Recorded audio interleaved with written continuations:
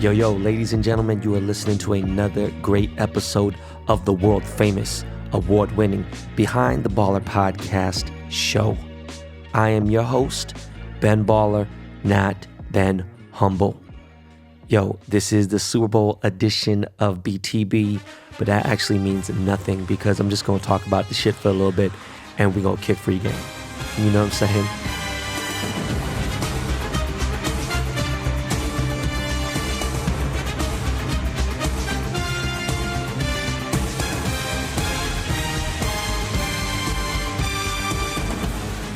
So anyways, guys, I'm sure everyone saw that game yesterday.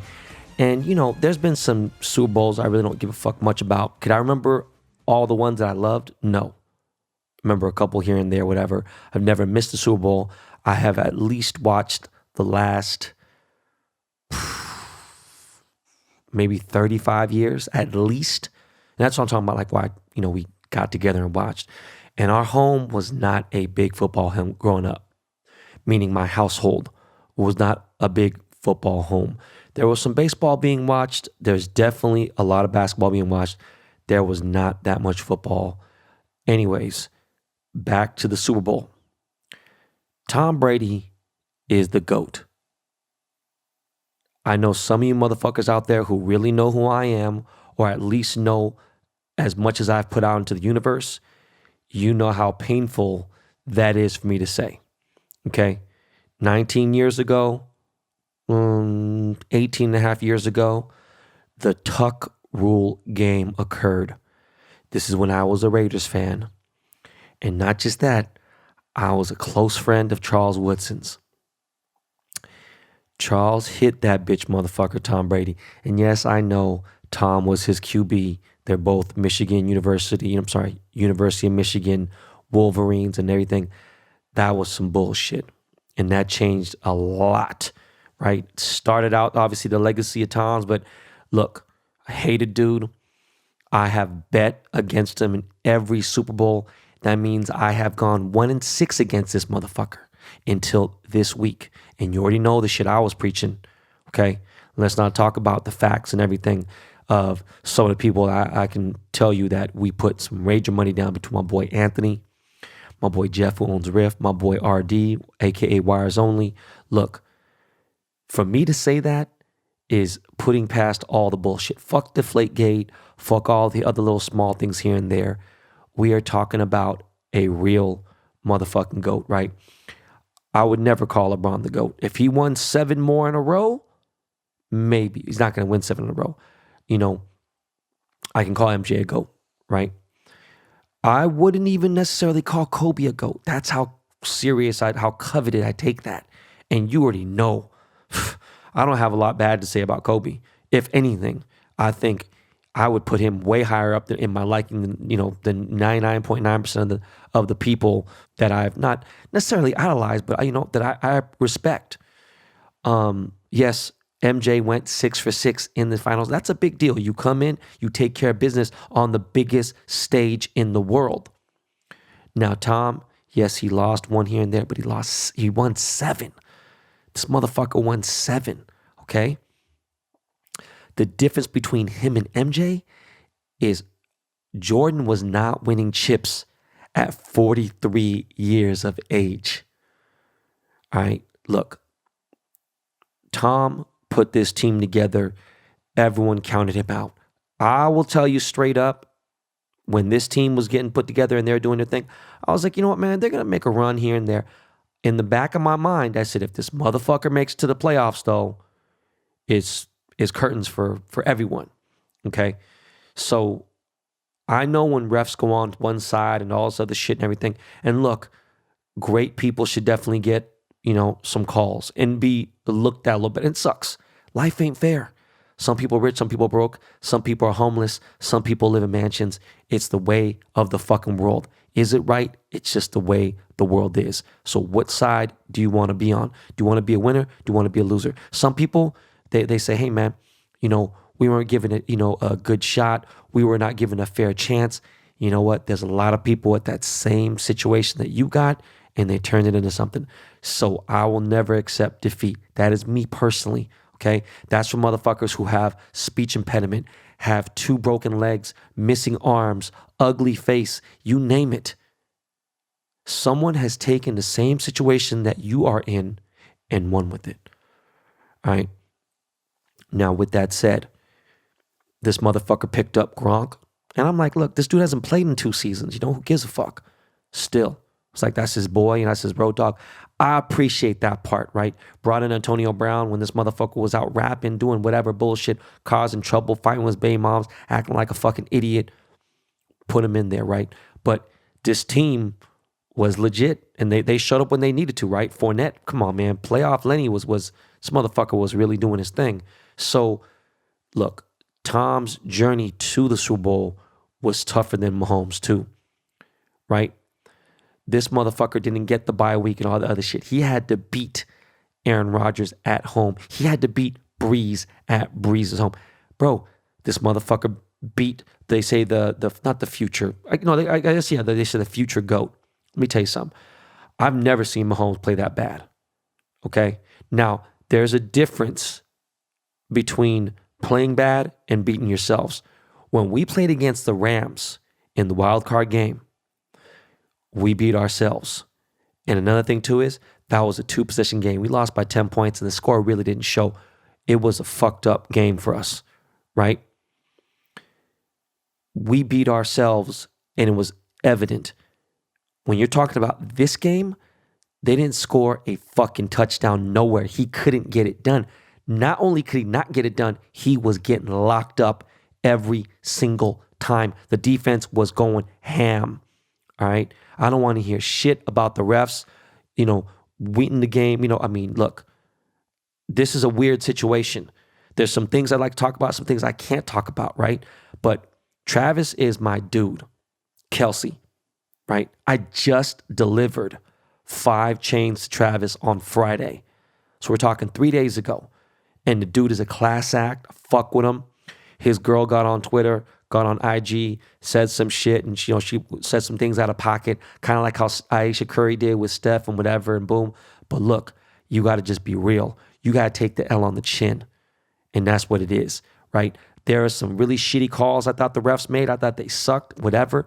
But at the end of the day, man, if you want to argue and say that it created momentum, if they're against them, there's teams who I never count out. The Chiefs are one of them. I've seen these motherfuckers come back from touchdowns, 2-3 possessions, whatever it may be.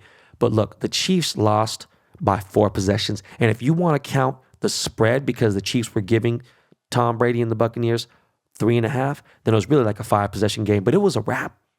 Especially after the third quarter, it was a wrap. That was it. They just couldn't get it done. It was a different thing. They were getting locked up and everything else.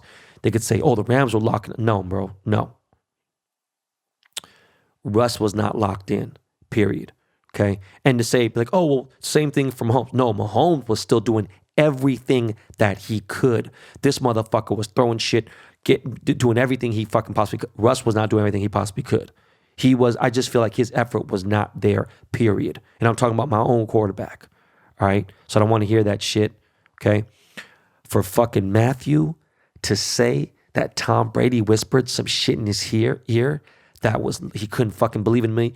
Bro, there's only a couple things he could have called you that pulled you out. Look, the N word with the hard ER was one of them, and that's the word that you were insinuating he used. I don't like that cocksucker. You already know that. I don't give a fuck if he made me $64,000 yesterday. No fucking way. And in the Super Bowl, motherfuckers are mic'd up heavy. So that shit didn't happen. That's why you deleted your tweet. Now, number 2, if he called you a pussy or a bitch, or if he even called you the F word, now I'm talking about the F-A-G word, okay? Bruh, take the motherfucking L to the chin, homie. That motherfucking shit goes 2 ways, bro. And all the other look, the game didn't change. People are so crazy. People will rob your mom. You see what's going on with all this shit. And we're going to get into with the racism right now. It's going on in the Bay Area against Asians. And it's fucking crazy. But back to the Super Bowl. Look, these motherfuckers whoop that ass, bro. I gotta take my hat off. Gotta give it to Tom. He's got 7 rings.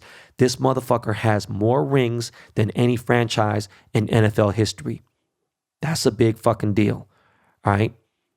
Now, what I don't like is when people get, and you know, everybody listen to this episode right now. You guys know how much I fucking do not like and how much I actually hate Donald Trump. All right. But let's get some shit straight here. I hate when people compare Brady to fucking Kaepernick. All right. And they'd be like, yo, I love how, people could separate Tom Brady and his political beliefs with Kaepernick and his political beliefs and what he did. Look, you want to blame it on racism, and it is racism, okay? But it's also two totally different fucking things, all right? I'm trying to think of a fucking way to, I love motherfucking metaphors and comparisons, right? Look, okay, you got Tom Brady and you got Kaepernick, and they're in a race, and they're racing down the fucking freeway. Let's just say they're doing quarter-mile races. No, fuck that. Hold on. Let's say they're racing on the freeway. Okay, they're racing from fucking LA to Orange County, whatever. Okay, you got Tom in a LaFerrari, everything's running tits and everything. Okay, and the police know he's a rich white dude driving. You can obviously see he's a white dude. Boom. Okay, that's if he gets pulled over here and there. Let's say you got Kaepernick in a SRT8 Dodge Charger. Okay, just to end it right there. Okay, and he's a mixed black rich man. All right. And the cops obviously fuck with him because he's mixed, all right? But he's rich. He's a mixed black dude. He doesn't look like the typical fucking, troll-making fucking profile person that these people put out there to be bad, whatever the fuck you may call it. Look, so he might have a higher chance of getting pulled over and fucked with, okay? But also the cars kind of profiled more, whatever. No matter how stereotypical you see the red Ferrari, okay? Look, how are you going to compare a LaFerrari to a fucking Charger SRT8, right? It's really two different fucking things. Now, if Kaepernick was LeBron and that shit happened, they're not kicking LeBron off no motherfucking team. Motherfuckers need him. Kaepernick was an average quarterback, tell you the truth. And, because I'm not really, I'm not a Niners fan. You already know that this motherfucker didn't get really, it's like, come on, bro. And you know what I say already. Second place, seventh place, shit don't make no fucking difference. Either you won or you didn't. All right. So I just don't like when people try to fucking put these two together and break that shit down. Break it down on two GOAT levels then. Don't break it down from one motherfucker who's won 7 rings to one dude who won a Super Bowl and didn't win. And then had a shitty career and whatever the fuck was going against you. All right. If you can't figure out what I was trying to break down, then, I don't know what to say because I'm not a fan of either one of those dudes. But what Kaepernick did was very honorable, and he stood up for something that was much bigger than he was. But in no way, shape, or form could you ever fucking compare these two men on playing the game of football. All right? Now, that's all I got to say about that. Look, congratulations to the fucking Tampa Bay Buccaneers. Obviously, a bunch of fucking idiots that were at the game, acting up, whatever, boom. And there's a lot of people, look, I'm not a party pooper, cool, whatever. My sister was there. She had to go because my sister's fucking, the fucking dude's name, Aquaman, Jason fucking Momoa, right? Is that his name? I forgot what the fuck his name is. I don't really get in my sister's business. This is my blood sister, Jean, my older sister. She had to go there, she's flown out there with whoever, Jason, or is that his fucking name? I forgot. Anyways, Aquaman. Yes, my sister's his stylist, and my sister's been working with him forever. So she's at the game, whatever. My sister's going to be safe, and she's going to do what she has to do. Plus, she's flying in a different position. But what I'm saying is, you see downtown Tampa, and it's just off the fucking hook. And you don't see no mask nowhere. And what is my take on it? Look, there's so much that I can get into. And actually, I'm going to talk about it in a little bit because I'm going to talk about a guest I want to have on here. But it's unfortunate, and we'll see what happens. A lot of conspiracy theories that are still going around fucking about COVID and all that shit. Anyways, here's some realness for you guys. Time management is no fucking joke. All right? Time management is no joke when you are a successful person, but not as successful as you'd like to be, whether you're content or not. All right? I do well. I'm very blessed. I've made a good amount of money in my lifetime, and I'm making good money, and I'm in a great position right now, okay? I'm 48 years old, more relevant than anyone would like to admit I am. And I'm not going anywhere at the very moment, and at least even the near future. Okay. And each year I have become more relevant due to the fact that I've been smart at my moves and I have played chess and I understand the game of chess from the pawn to the rook to obviously the queen, the king, all that. Okay. I do feel like I am in a house of cards situation right now. Now, one situation is this. I love podcasting. If it wasn't for Miles and Jordan, aka the Dust Brothers, I don't know what I would do because they make it almost seamless for me to do this podcast. They bring the HD clarity, professional podcasting sound. They edit this show. They do all the shit that I need them to do. And they do even more than that, let alone them being betting gurus and killing fantasy and all the shit with fucking parlays and NBA. They are amazing guys and one of the best support systems I've ever had. Do you know how crazy that is for me to say? From having a jewelry business to being in the music business to having my own personal business. These are two remarkable men. Now, with that said, they've made it very easy for me to podcast. It's one of my favorite things to do. And yes, it is generating an income. Yes, I'm making, what we make 6 figures off of this podcast in a very short amount of time. And again, I still feel like we're just barely touching the tip of the iceberg. Now, with that said, I have pushed jewelry back in the last 10 months. I have done what I needed to do, but I've pushed it back on purpose. As soon as I hear somebody that wants to do something, I really just try to think of every single way possible to, 1, convince them out of it, or 2, try to have it made by someone that is in my actual circle or my team at IF & Co. All right?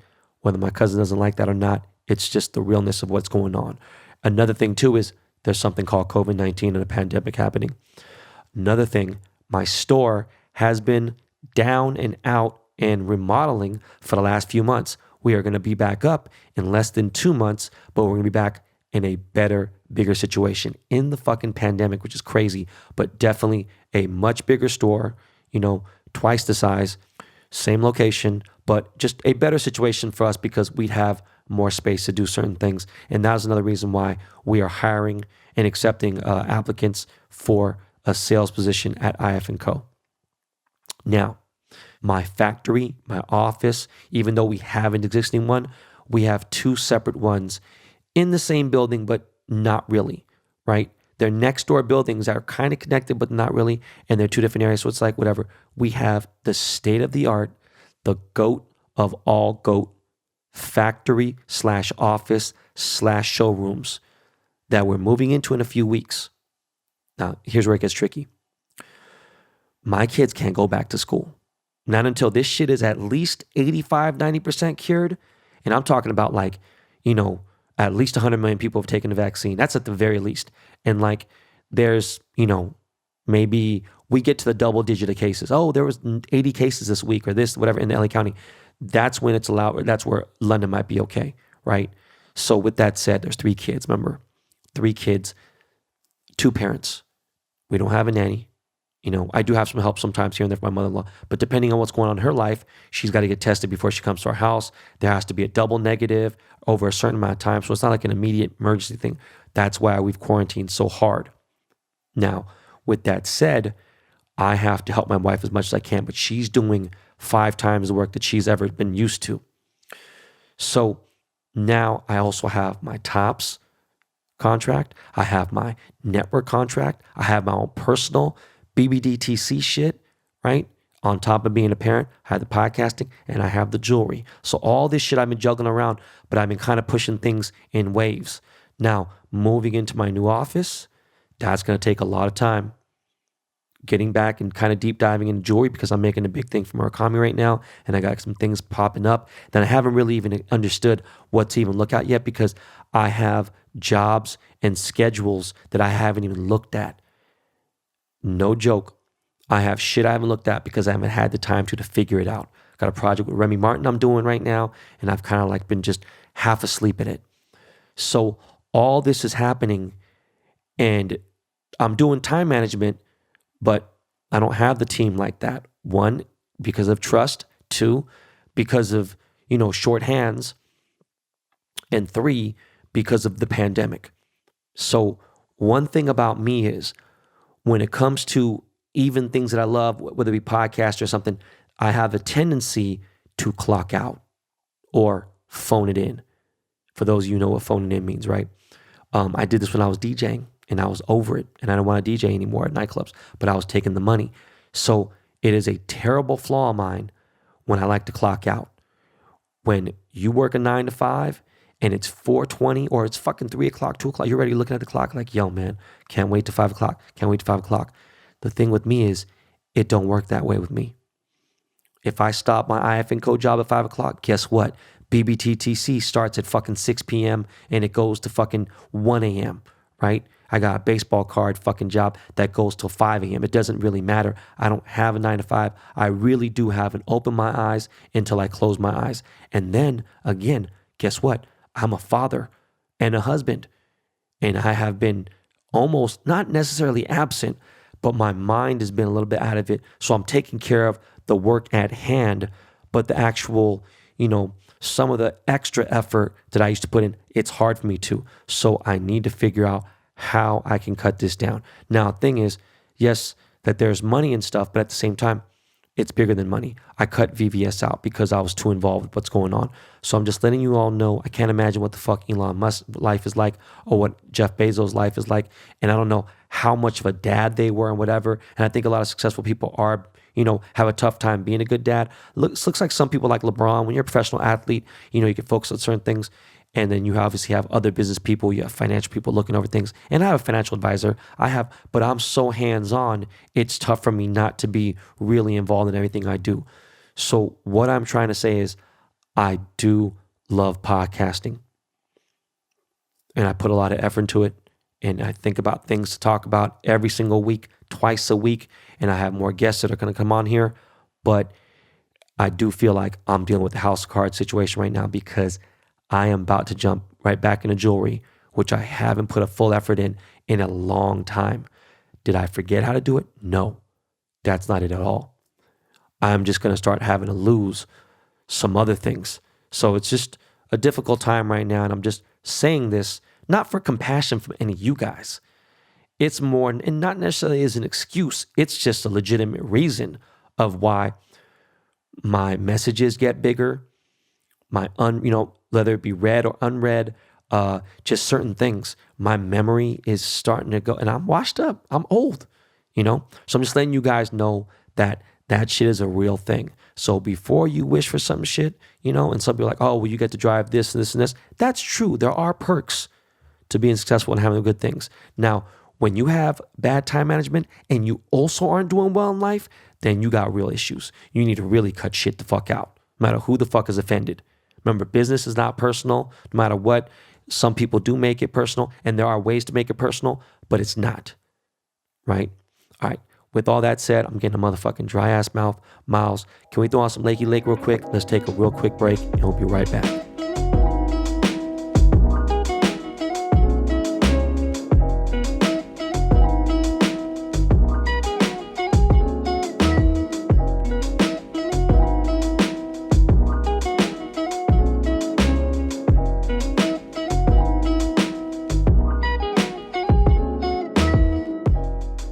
Yo, we are back, BTB Army. Going back to the Super Bowl, I was thinking about a few things, right? And people are talking shit about the Weeknd's performance, and I was just thinking, like, do you guys even know who the fuck Weeknd is? I mean, yes, you do, but at the same time, like, do you realize, like, a lot of motherfuckers who have opinions are not in the music business? One. Number two, not saying that fans aren't important. Number two, a lot of people who are performers are guys who've never had a fucking $10,000 budget, let alone had millions of dollars. You can't just have a basic ass, simple ass show. It is a very difficult job to do what the fuck he did. I commend Abel. I commend the team for keeping it so tight, right? Sal, my man Lamar. Even I don't fuck with Cash for whatever reason look, he's part of that team and a big part of that team. And I've been, I've known the XO family for a long time. So that's a whole another thing that's going on. But I thought the show was cool. I just, my favorite weekend album ever, I don't give a fuck, it's a fucking mixtape, because that's not the real definition of mixtape. You think of DJ Clue, you think of Envy, not Envy, I'm sorry, Enough, and all these old school mixtapes. Those are mixtapes when you had a bunch of different songs, different artists, and you mixed them together. Most of the time, you blended them together, because that's what mixing is. But House of Balloons is his Weeknd's greatest album ever, forever and ever and ever. I know people who own festivals and be like, we just wanted to book him just to perform only House of Balloons. Fucking amazing. But I thought he did a good job, so I don't know. As far as the commercial, I thought the commercial sucked. I thought that fucking Cheetos commercial with fucking Ashton Kutcher and fucking Mila Kunis, even though I love Mila Kunis, that shit was whack as fuck. I'm not dissing Shaggy, it was just fucking stupid. It was just so, ugh, cornball shit. Eminem commercial was cool. I thought the fucking State Farm one was, but the Reddit commercial was brilliant. That was fucking amazing. I love when shit like that happens, especially, me, I love the underdog. Now, was talking about having guests on the show, and I want to have more Seahawk people on the show. The Jamal Adams thing did very well.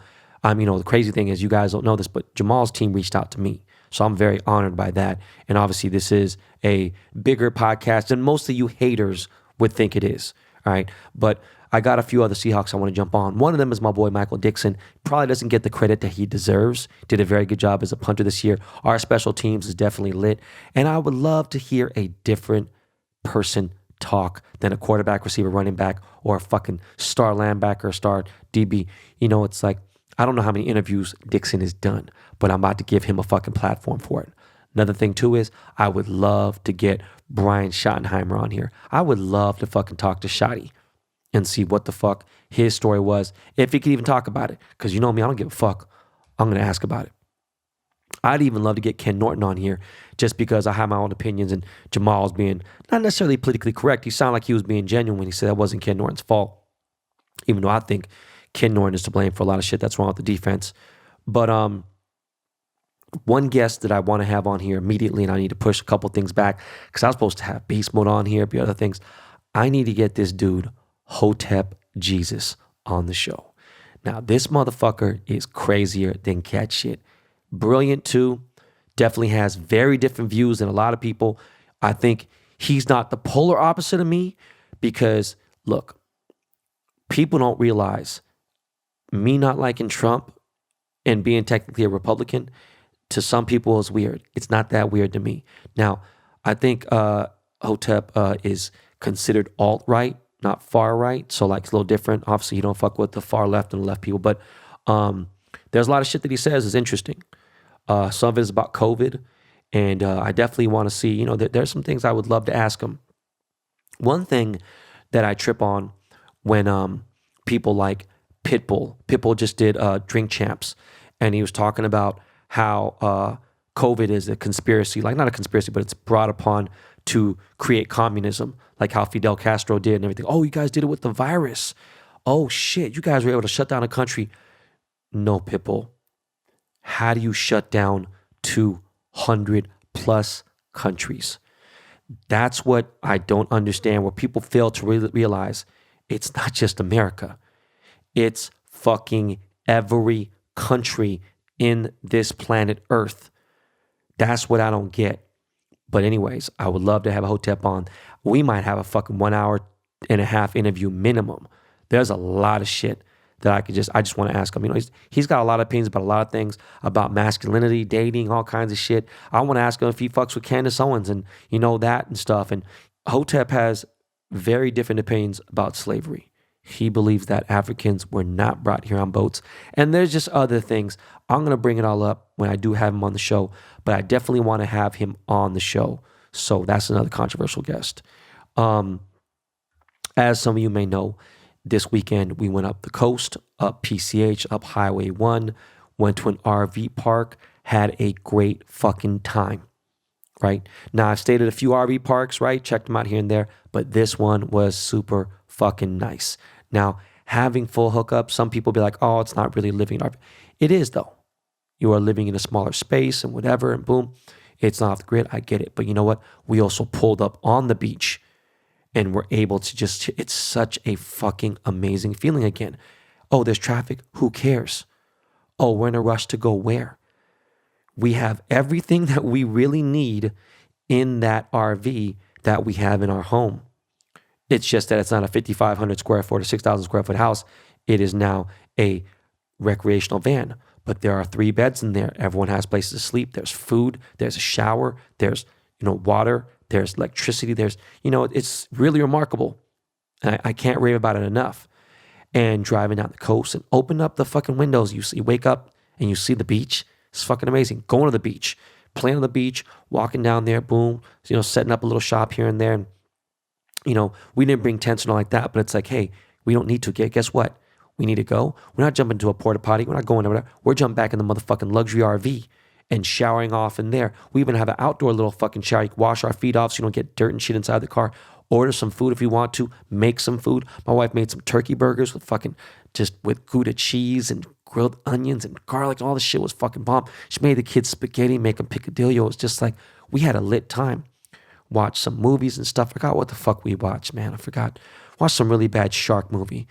But had a great time. Came back, obviously, because I want to watch Super Bowl at home.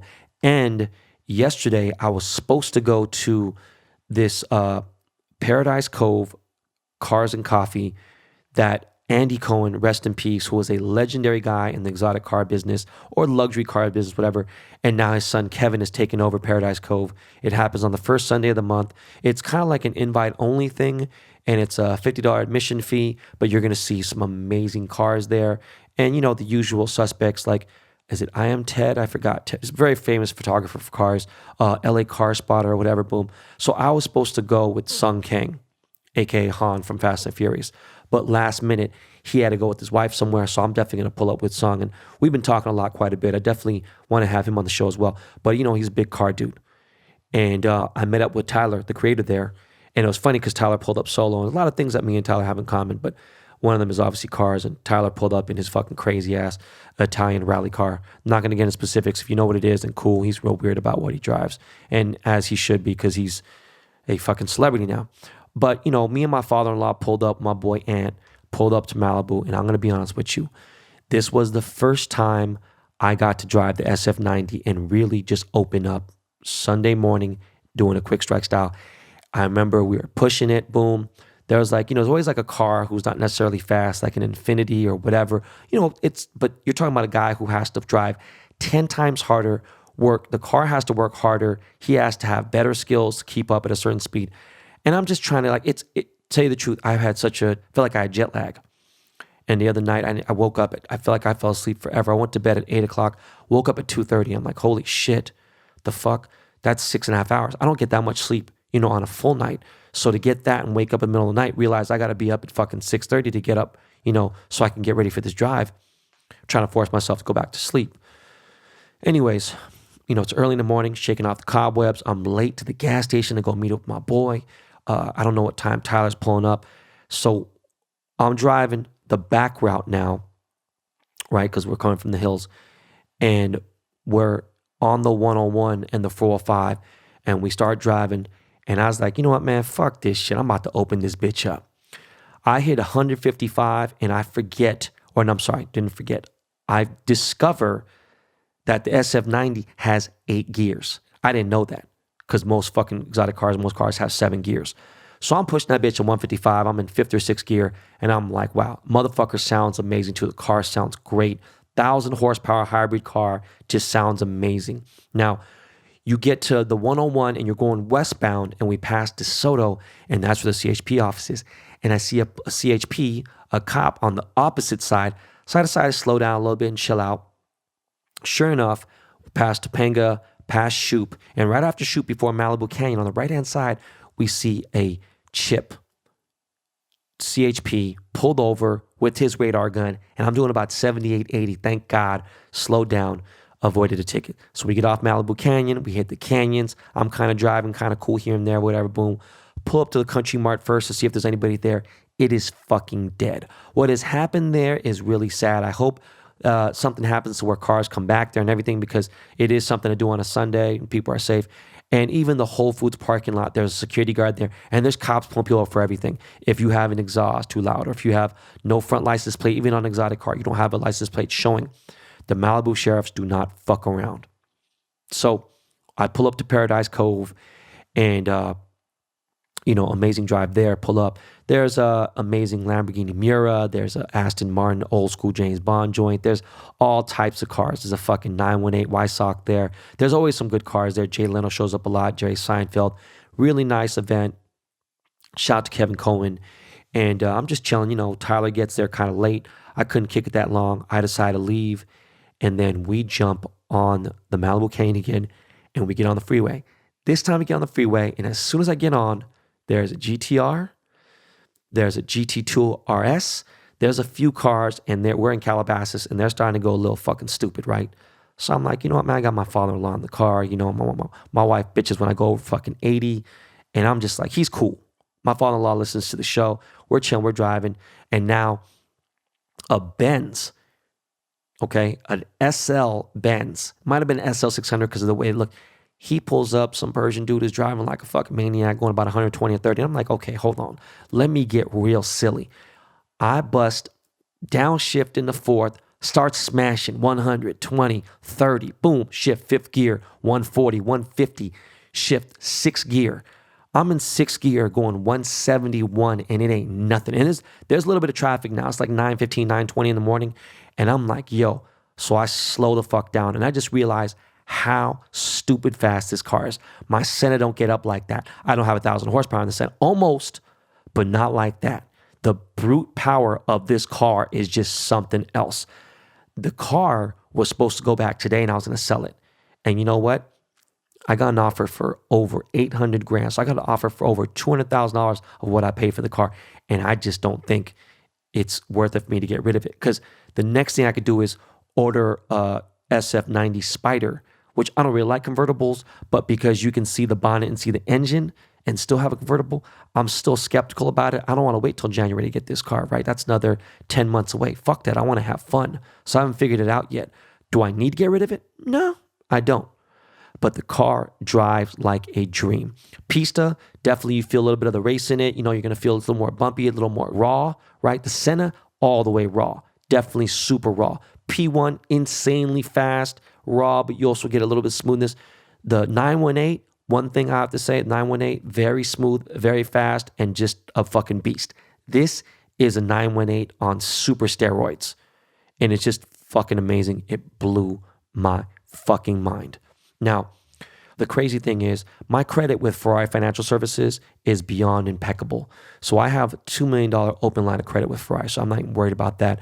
I can't wait to get I hope I get chosen to get the successor of the LaFerrari, which is going to come out in 2023. So we'll see what happens with that. But that is because Ferrari Financial is a private bank. They don't report to all this shit. It is a private bank, but they do check your credit and everything. I have A1 credit with them, and it is important because I'm able to not have to put 600 grand down if I don't want to. I could put fucking 25 grand down and have a low payment and just my credit's just great with them. They have like 1.7% APR, stupid low rates when your credit is A1, right? Now, with that said, thinking about buying a second house. And on top of that, thinking about moving my primary residence. So with all that said, buying a new house and starting fresh, it sounds cool, but when I've put all the shit that we've put in this house, built the fucking man cave with fucking 113,000% bare bricks and all the shit, it's just a fucking nightmare. It gives me anxiety when I'm talking about the house of cards and all the shit that I got going on. I don't know if that's something I want to think about. Not at least right now. Maybe in the summer when shit is, and COVID is a little less of a worry. It's just right now, it's kind of scaring me. But it came up and we decided to check out a couple spots, and my buddy Dwayne Wade and Gabrielle Union are selling their crib, and it was beautiful. And I was just like, damn, do I want to jump into this kind of thing? They got two incomes. Dwayne Wade probably made over $100 million in the fucking NBA and whatever. So I'm just kind of like, fuck, man. Now, the fact that I even considered selling my Bear Brick collection is fucking beyond insane. But I know it has to happen sometime in the near future.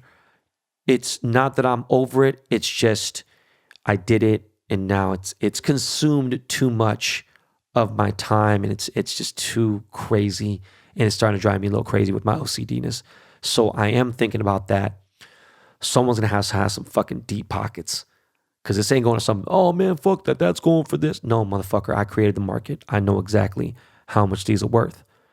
So I'm not going to just, do a 1-by-1 sell. No, I'll tell you that right now. If I sell the entire collection, please believe at the very least, it's going to go in a collection of 4, right? In 4 groups at the least. I'd love it to go to just one person and boom, take that bitch out. I got all the boxes and everything. I'll probably keep maybe 6 to 10 just so I could have, a cool little thing to add into a new office. But again, credit is so fucking essential because the rates right now are so low. Your tax returns got to be A1 too. But the fact that I'm able to go get 2 cars, right? $1 million in cars in the last 30 days and get a house, then get another house. It's like you have to really have your shit on point. And thank God I kept it A1 because I wouldn't be able to do this if I didn't have excellent credit. And if I didn't have my boy Travis Wilson, who's a fucking amazing person. Last thing before we go, didn't really watch much, but I did try to watch Malcolm and Marie. There was so much talk about it. I know Zendaya has a fucking huge fan base, but let me tell you something. I really tried to watch this fucking movie. I don't give a fuck how good of an actress she is and how cool and unique and weird looking she is and John Washington or whatever. Man, I could not get into this fucking movie. I just could not, period. It just was tough. I don't know. I'll try again. I ended up watching The fucking Outsider again. It's a Jared Leto movie where some people might not like him, but this was a fucking great ass movie where he becomes Yakuza. He's like old school. This is way back. I don't know if it was I forgot what year it was. Might have been the 60s. I don't remember what year, 40s, 50s, but it was a really well done movie. And I watched that for like the 7th time instead. And I could watch it all the way through. This Malcolm Marie shit, I don't know, man. It's tough. But yo, guys, that is it. There's a short episode. I got a lot going on, guys. Please bear with me. I am going to get some interviews popping and I will get some shit. But what I do need to do is I need to sit down with fucking the Dust Brothers and we need to figure out some shit. And I need to slap the shit out of myself in the next 3 days and really hash out and get my time management schedule back because I'm about to fucking launch Project 70 comes out in 9 days. And then I got, 2 cards a month until the fucking end of the year. So I got a lot going on. I got pieces. I got all kinds of other stuff. But that does not mean we're not going to put out top quality episodes. All right. Doesn't mean I'm not going to drop free game. Telling you guys what's going on in my life. And I'm giving you guys something up close and personal. At the same time, I want everyone here to win. All right. Appreciate everybody. Please do not stop telling a friend to tell a friend about Behind the Baller. All right, guys, please hit that subscribe button. If you have not already subscribed, we are going to get this shit popping and rolling. It's going. It's all good. Always remember to make it a great day. Always remember this is not your practice life. And always remember Uncle Ben loves you. All right, y'all. Yep, that's it. That's it. Yo, Lakey. Yes, sir. Time for you to take us to the crib, y'all. All right, everyone. I will see you guys on Thursday. Peace.